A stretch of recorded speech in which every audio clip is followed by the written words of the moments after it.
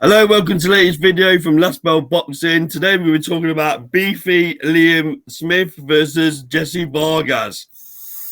Obviously, this fight is taking place on Cater Taylor's undercard, and I think it's a great fight. It's a headliner fight for me. I think they were spoiled in Madison Square Garden with this card. So props to Eddie Hearn. Obviously, Vargas coming off a loss, got beat by Mikey Garcia last time out.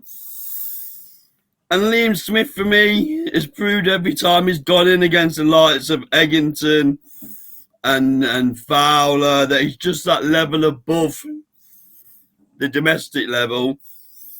People point a lot to him losing to Jamie Munguia. I think Liam's come out and said that the camp leading up to that fight was an absolute nightmare. Not that I'm making excuses for him, but he is one of my favourite fighters, I'll be honest. Yeah. But obviously, the only time Liam Smith's been knocked out is by Canelo. There's no shame there either. And for me, it was in that fight up until roughly about round 4 or 5. I thought he was doing really well against Canelo. You could argue one of the best performances in recent times against Canelo. So that's just a bit of context behind it. Obviously, Vargas Andy is known as a pride of Las Vegas. So Liam Smith could quite easily find himself as a bit of the own fighter, because you'd imagine there's going to be a strong Irish contingent, who I'd argue there's obviously a Liverpool Ireland connection in a lot of families. So yeah, he could well find out that he's getting a few more cheers than he's anticipated. So over to you, Andy. It's a great fight, but I'll let you give us your view. Oh, it's a fantastic fight, mate. Liam's been calling for this fight for a good year to maybe 2 years. He knows he's got Vargas's number here. Both quality fighters, though, aren't they? Oh, mate. And you look at the records, and they're very similar. Liam's 30-3. Jesse Vargas is 29-2. 29-3. They're so very, very similarly matched pedigree-wise. I would say Liam's in a position where his career's in a better place than Vargas for me. He lost to Garcia last time. You look through Vargas' record, and every time he's stepped up, he's been beat, hasn't he? Yeah, so he got beat to Tim Bradley. He got beat to Manny Pacquiao. He got beat to Mikey Garcia. All world-class fighters, by the way. Yeah, no shame in it. No, not at all. And there's exactly the same with Liam. The Jamie Munguia fight, you're right. He wasn't right for that fight. And even if he was right for that fight and he'd have lost, there's no shame in that, because Munguia's a great fighter. Yeah, Munguia don't want any more Liam Smith afterwards, though, does he? No, he doesn't. No. And I agree with you as well with the Canelo fight. Liam's the only person that's actually properly taking it to Canelo. Other fighters try and survive against him, and they'll last 7 or 8 rounds. Liam lasts 9 rounds, and he was putting it on Canelo at times. And Canelo is one of them fighters, mate. Is a fighter of a generation, because it can look like he's losing fights, and then he's that smart in the ring. He works fighters out. He works out patterns.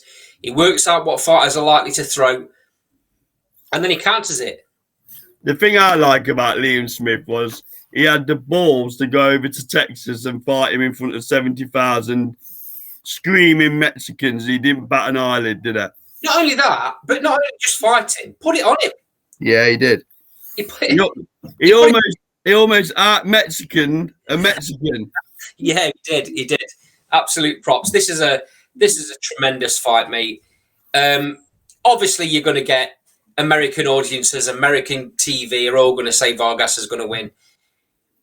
Liam Smith, outside of the UK, is a very underrated fighter, and America's got a bit of a shock coming if they think Vargas is walking away with this fight.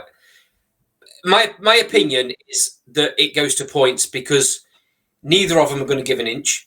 No. Vargas has shown in the fights, in the top fighters that he's been in with, he hasn't been knocked out by anybody. No. They've all gone the distance. He got a draw against Adrian Broner as well. So he's a very tough cooker.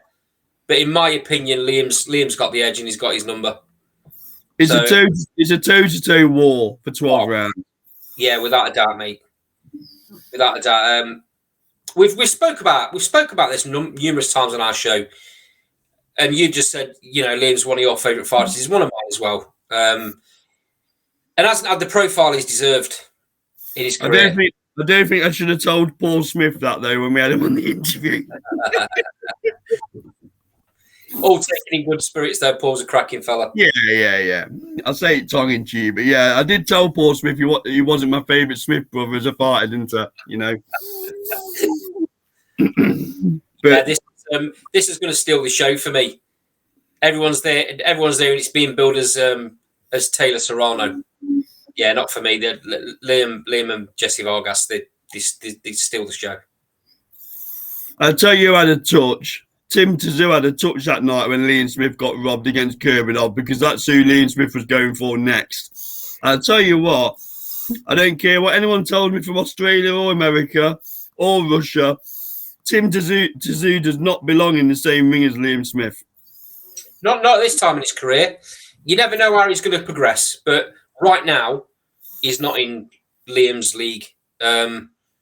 And I think he's realised that. That's why you don't even call him out anymore, do you? Gone very quiet. Very quiet. You don't hear anybody calling Liam Smith out. The Kurbinov fight was an absolute joke, mate. Firstly, Liam shouldn't have been put in that position. It smacked a little bit of his promoter looking elsewhere on the night after.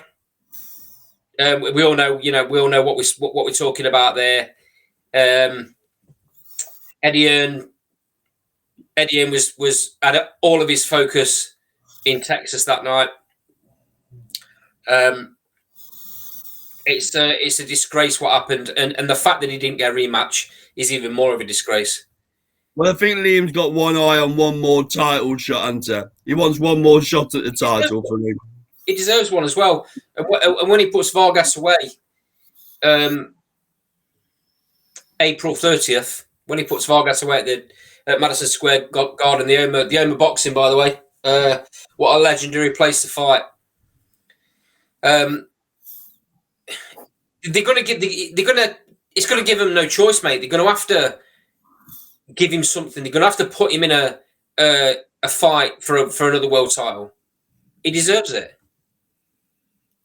It'd be interesting. It'd be very interesting. So, predictions and Andy, give it your prediction. Like I say, mate, I don't see either of them giving an inch.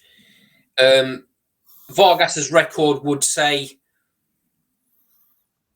it can take what's coming. I suspect this goes to points, but I think it'll be a close fight. But I think Liam will come out on top, and it'll be a 3 or 4, 5 round victory. I think a bit closer. I think Smith takes it on points, but I think it'll be a little bit closer than that. Bearing in mind where he is and who the sanctioning body is. I'll leave it at that. You've got a point, mate. Yeah, you've got a point. I wasn't considering that. We've seen so many judging situations. Liam definitely has to win rounds convincingly to win them on the judges' cards, don't he? So, but that considered, I still think he wins on points.